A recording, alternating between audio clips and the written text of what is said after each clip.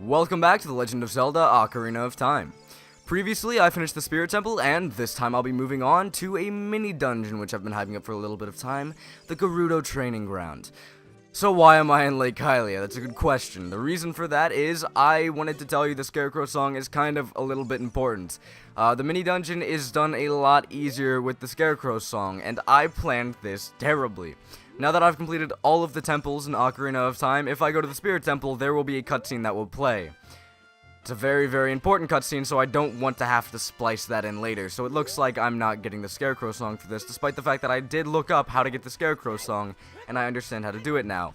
Fun fact, it's a little bit context sensitive. It's strangely context sensitive. You have to talk to the Scarecrow first, then play him the song, then talk to the other Scarecrow, and then play him the song, then come back to being an adult, talk to him first, and then play the song to him, and then he'll say, hey, you can play it for, whatever, Pierre to pop up. So, I don't know, it's strangely context sensitive.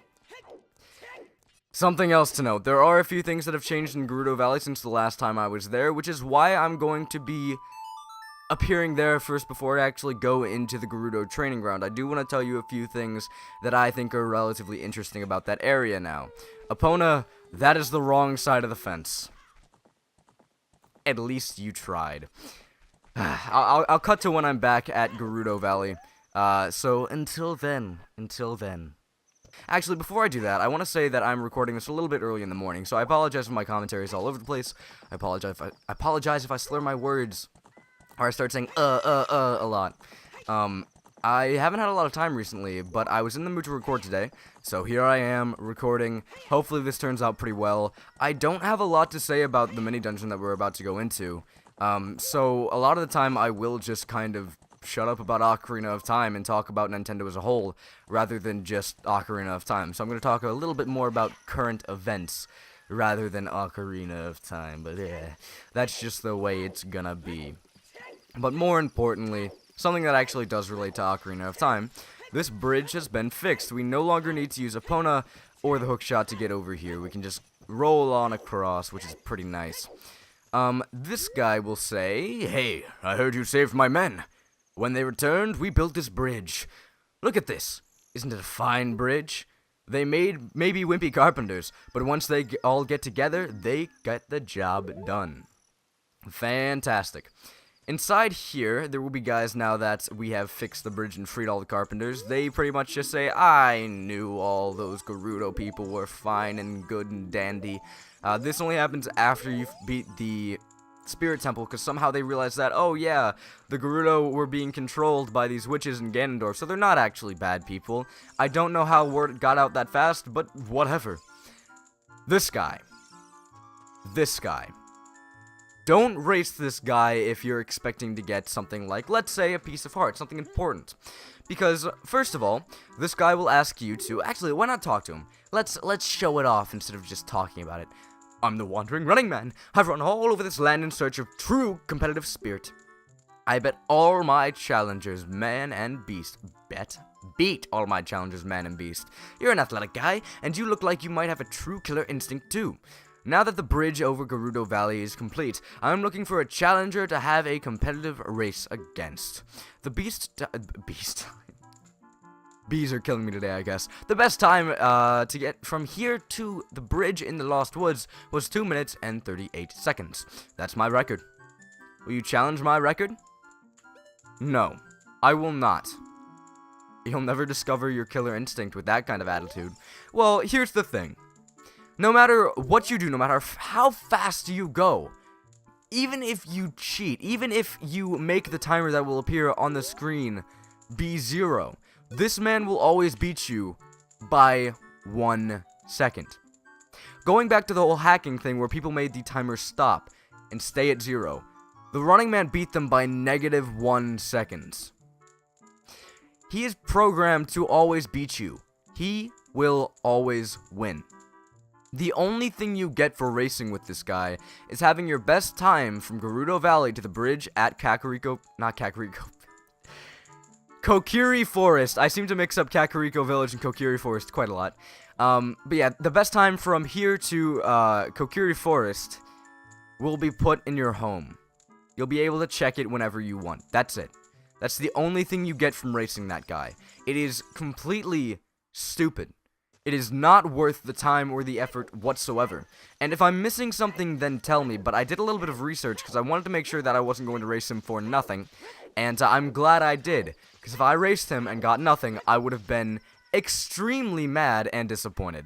So there you go. Probably not the best way to end off the series. So I'm kind of glad I did research on that. But anyway, more importantly, all the way up here, let's enter the Gerudo training ground. This is the Gerudo's training ground. Membership card verified.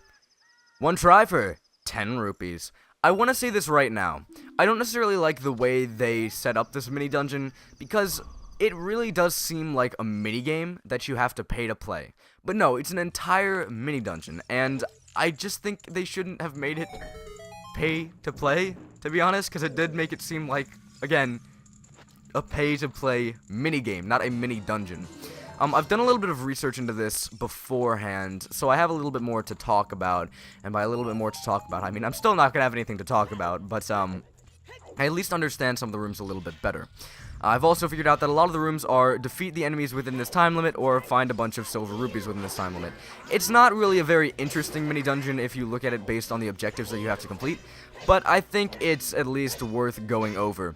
Something else to mention about the Stalfos, I was watching, I believe, a Zelda dungeon video on this to do a little bit of research about this mini-dungeon, and apparently, the Stalfos become a little bit more aggressive if you actually do just kind of get up in their face and spam. It's in their AI, so that's kind of interesting. Keep that in mind. There's only one small key in this room. This dungeon does have kind of an interesting gimmick, which we'll get to eventually.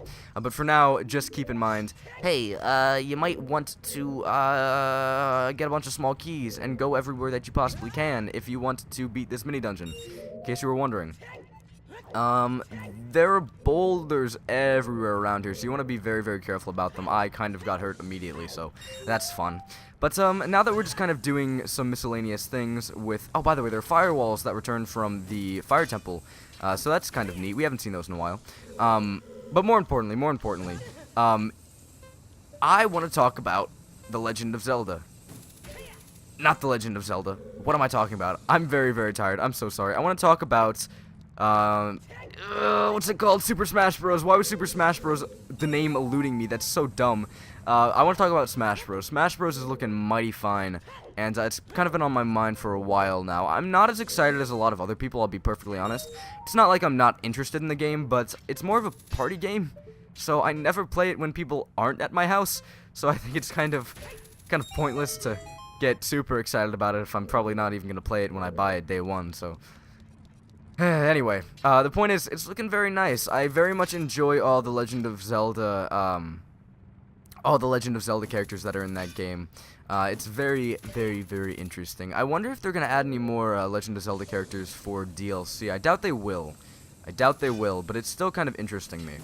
And also, I'd like to talk about a lot of other things that don't have to do with Smash. This is going to be a very, very miscellaneous video of me jumping around talking about a bunch of random things because, again, to be perfectly honest, this is a very, very uninteresting mini-dungeon to say the least, and the reason I say it's uninteresting is because I have nothing to talk about, and it's not necessarily a fault of the mini-dungeon, it's just that we've seen a lot of the concepts that are being used here before, and I don't think there's a lot of new things that are worth talking about. So, a lot of the time, I'm just going to be walking around using items that we got previously in other dungeons, finding areas that, finding areas that are maybe hidden with the Lens of Truth like we did just then. It's not anything super mega ultra interesting that I need to talk about. So, I will be talking about a bunch of other things. This kind of has to do with The Legend of Zelda Ocarina of Time, the Nintendo 3DS.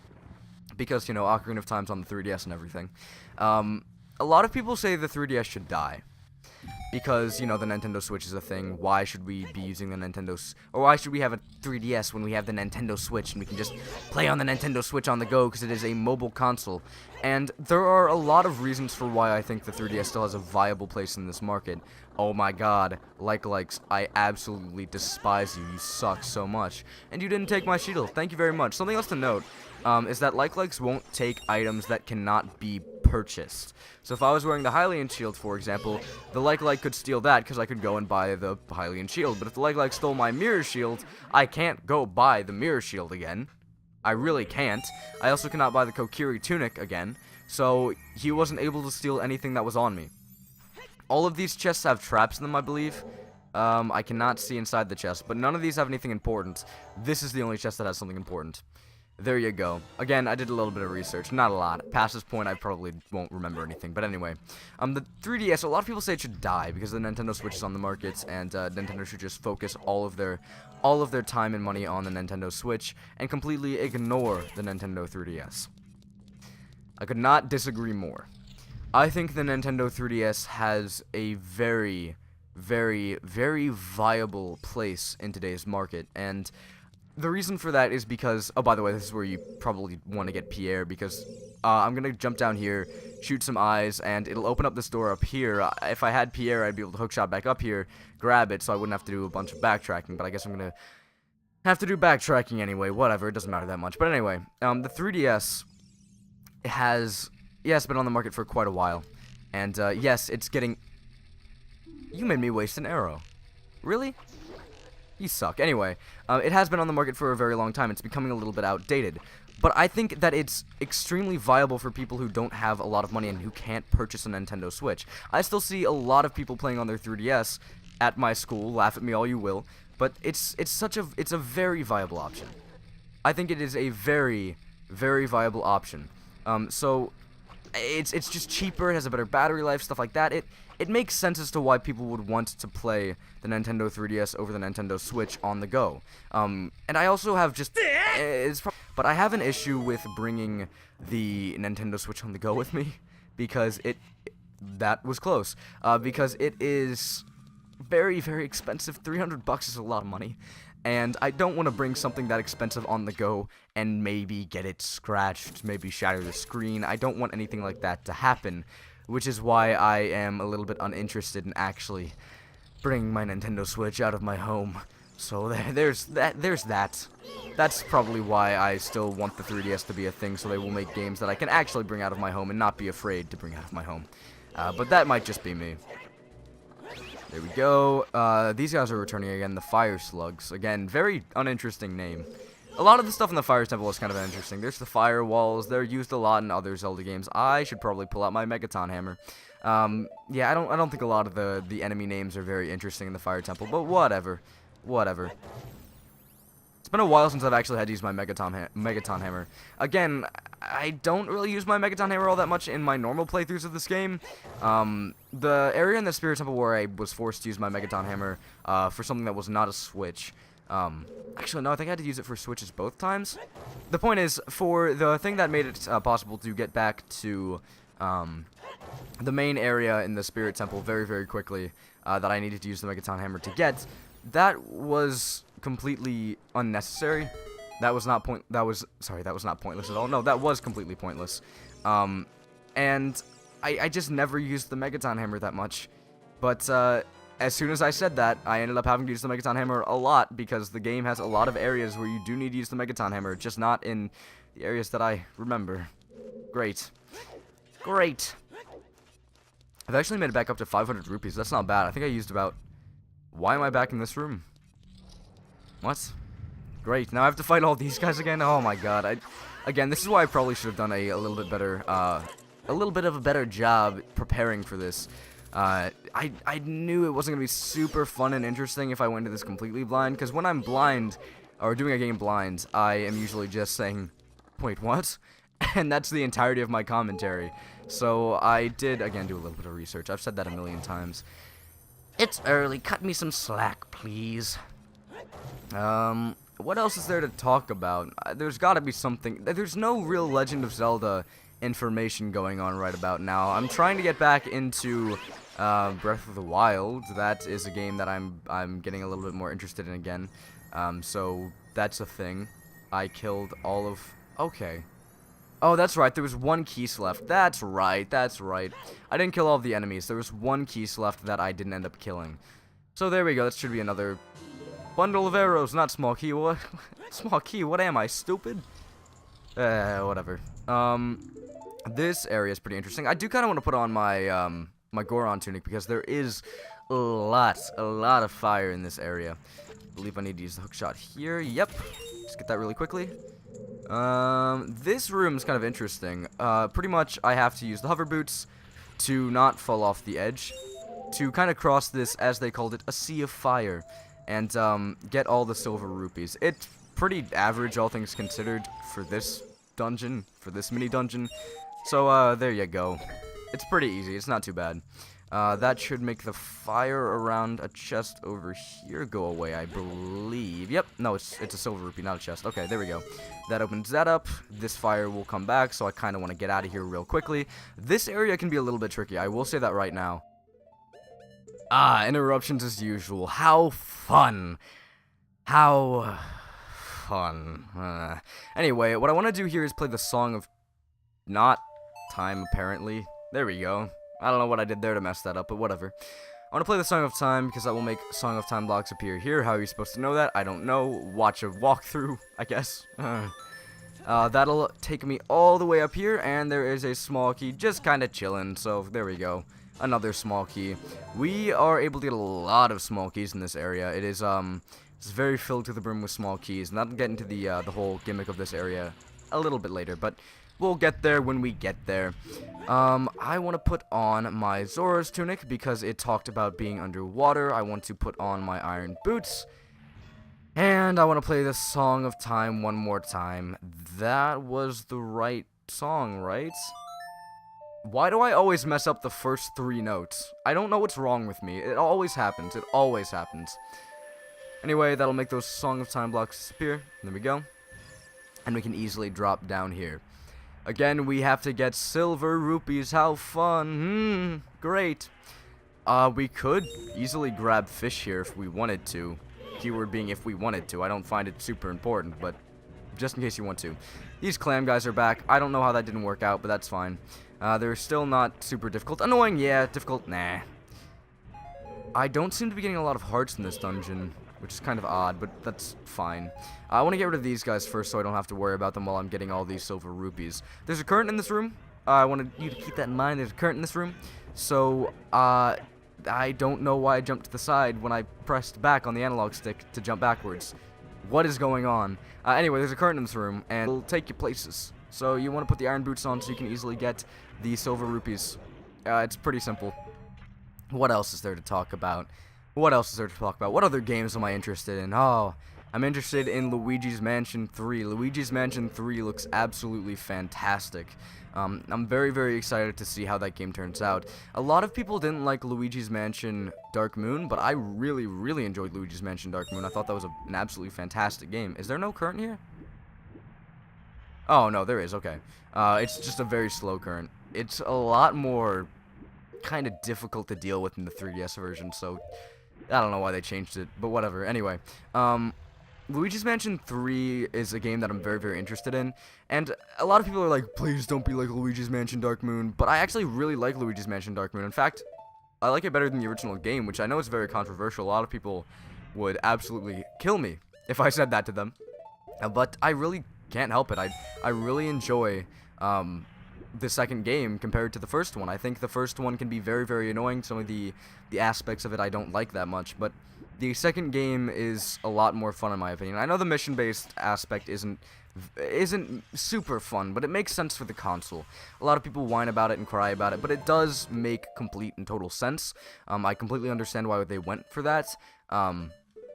For example, like if you were on the go and you were just walking around randomly and then you had to go find a toad to save your game, that would be very, very difficult. Yep. Some people have to get off their systems immediately.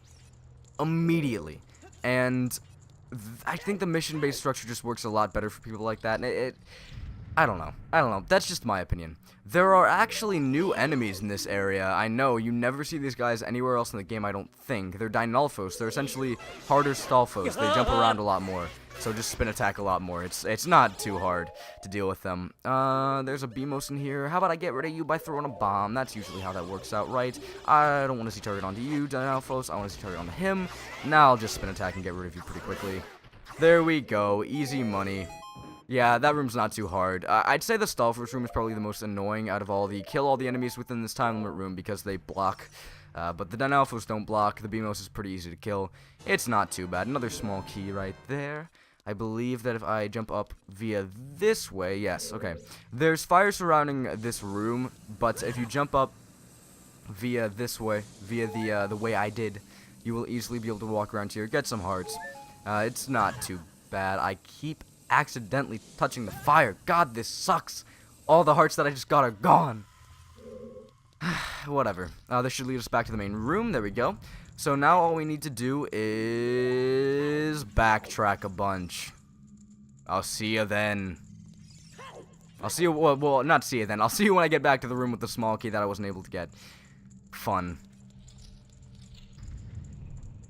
This is not the room I wanted to go into, but I guess this is the best way to show off the gimmick of this area. Pretty much, there's a bunch of locked doors that I need to get a bunch of small keys to unlock, and I need to get all the small keys from the other rooms to make that possible, which is why I need to go back and get that small key that I kind of avoided. It's not a very long mini-dungeon, but it's pretty interesting. I do like the concept of it, and I think it's a lot more interesting than, let's say, the bottom of the well, to be honest, but that might just be me disliking the bottom of the well for no good reason. Again, I'm very embarrassed that I didn't realize that I could get the Lens of Truth first and then explore the bottom of the well. But when you get the Lens of Truth, I think there's no real point in exploring the bottom of the well, and honestly saving the Lens of Truth to the end of the bottom of the well just made it feel a little bit more important, I guess is the best way of saying that. I don't know. That's just my opinion. That's just the way I feel. I need to activate the Lens of Truth, I believe, here. What am I doing? I said I was going to cut, and then I started talking about random things. I'm actually going to cut now. Or am I? Because the room might be right here. The room is right here, so I didn't need to cut anyway. It's not that much backtracking, but it can be a little bit annoying. The Scarecrow song does make this area a little bit more, a little bit easier to go through. Right here is a small key. There's also an area on the other side that I can get to later, so fun. Past this point, I am going into this completely blind. I really don't remember anything that happens in this area past this point again, so we'll see how this works out. Now that I'm back in the main room, I can go back to this middle line door thing, and I can actually put the keys where they're supposed to be. I'm going to take a right first, I think. I don't know if you can necessarily screw yourself out of completing this dungeon, or this mini dungeon. I hope not. I hope not, because I do really want to get this done very quickly. What is in here? This takes me back to this area. Okay, so if I wanted to get the small key, I could get it that way, but playing the Song of Time blocks makes it a whole lot easier. There should be a small key too, right? No, bomb shoes. That's fine. That's fine. That's fine. I just want small keys, as many as I can get, so I don't mess this up. But we'll see. We'll see. There should be a small key. Fingers crossed. Arrows. This room was not where I was meant to come. Fantastic. So I kind of wasted a small key. That's fine. That's fine. That's fine. That's fine. I should have all the small keys that are in this area, minus the ones that are actually locked within this maze itself. So fun stuff. I hope I don't, because again, you have to pay 10 rupees to start this over. So I hope I don't mess this up, because I really do want to show off what can be found within this area. It's very, very interesting. Kind of useless, but interesting nonetheless. I am running out of small keys pretty quickly. So hopefully I do pretty well here, and I can get a small key soon. I have 2 left. Fingers crossed there's a small key in here. Fingers crossed. Okay, 20, no, not 25, right? Was it 20 or 5? I don't know. I can't tell. It's not important either way. There should be a small key in this one. I know there's a small key in one of these chests somewhere. Arrows. Okay, hold on. There was an area that we couldn't enter beforehand, and it was above this main area. So I do want to see if I can find out exactly how to get there, because I believe there's an invisible, area that I can climb into, right? Right? There should be. There should be somewhere. Is it right up there? No. Doesn't look like it. Huh.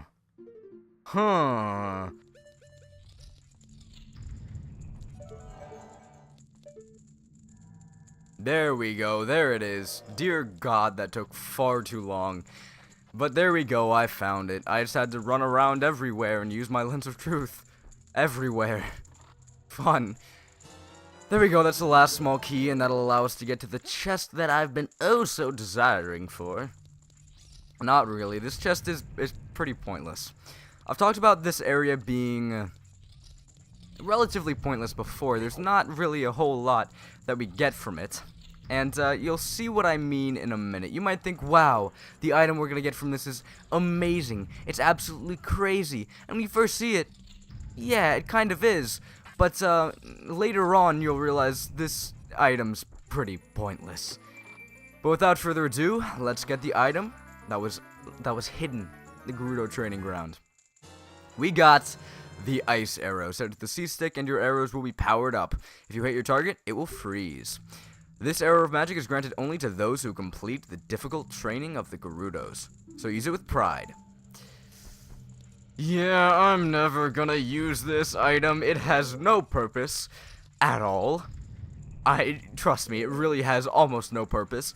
I never use it. By the time you can actually get it, you are most likely far enough into the game to the point where a lot of the enemies that would be easily dealt with by ice no longer are an issue. They're no longer here.